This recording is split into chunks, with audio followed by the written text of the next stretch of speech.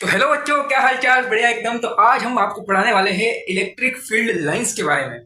ठीक है। तो टॉपिक आप देख रहे होंगे इलेक्ट्रिक फील्ड लाइंस। सबसे पहले हम देखेंगे इलेक्ट्रिक फील्ड लाइंस की डेफिनेशन। ठीक है। तो डेफिनेशन में हमने लिखा है electric field lines are imaginary lines.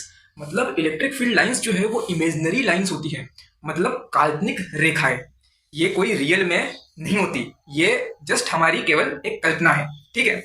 आगे हमने लिखा है electric field lines are the imaginary lines या फिर कर्व्स। या तो ये लाइंस है या फिर कर्व्स आप इन्हें मान सकते हैं। ठीक है। घूमी हुई लाइन है जिन्हें हम कहते हैं कर्व्स। ठीक। Drawn in a region of a space time along which a free positive charge would move if allowed to do सो।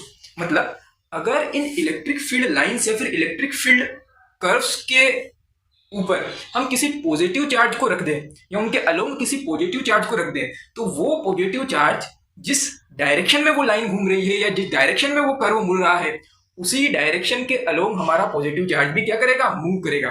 तो ये जो है वो डेफिनेशन होगी इलेक्ट्रिक फील्ड लाइंस की। ठीक है।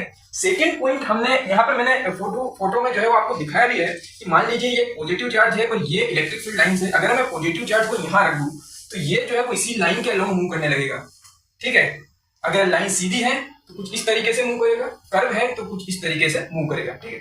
सेकंड पॉइंट में मैंने क्या लिखा है कि अगर इलेक्ट्रिक फील्ड लाइंस जो है हमारे पास, उस पे मैं एक कोई भी पॉइंट चुन लूं और उस पॉइंट पे मैं एक टेंजेंट डाल दूं। ठीक है। जैसे ये मैंने यहाँ पर एक टेंजेंट ड्रॉ कर रखा है, ये मैंने यहाँ पर एक टेंजेंट ड्रॉ कर रखा, ये यहाँ पर टेंजेंट ड्रॉ कर रखा। तो ये टेंजेंट क्या रिप्रेजेंट करेगा? ये टेंजेंट रिप्रेजेंट करेगा इलेक्ट्रिक फील्ड का डायरेक्शन उस पर्टिकुलर पॉइंट पे। ठीक, समझ में आया?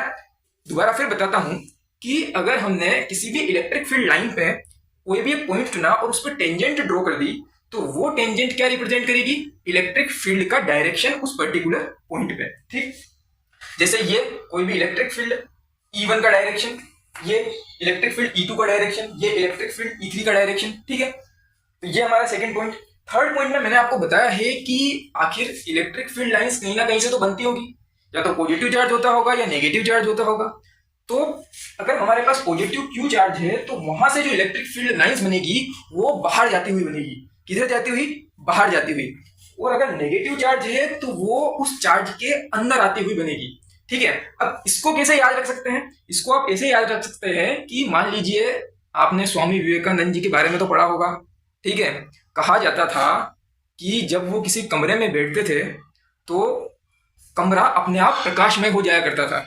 मतलब क्या हुआ? उनके भीतर से ज्ञान की रोशनी बाहर आती थी।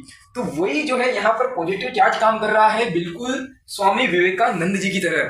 ठीक है। सारी जो पॉजिटिव एनर्जी है वो निकल निकल कर बिल्कुल बाहर आ रही है। ठीक है। और वहीं अगर आप नेगेटिव चार्ज की तरफ देखें तो ये बिल्कुल इनका उल्टा हुआ। इसको आप देख सकते हैं एक ब्लैक होल की तरह। ब्लैक होल के बारे में आपने सुना होगा कि ब्लैक होल लाइट को भी खा जाता है। तो मान लीजिए जितनी भी लाइट है वो इसके अंदर आकर समा रही है। तो ये मैंने आपको तरीका जस्ट बताया है कि किस तरीके से हम इसको याद रख सकते हैं। ठीक है। आज के लिए इतना ही। कल जो है वो हम इलेक्ट्रिक फील्ड लाइंस की प्रॉपर्टी के बारे में डिस्कस करेंगे। ठीक है। तब तक के लिए आप पढ़ते रहिए। Goodbye and have a nice day.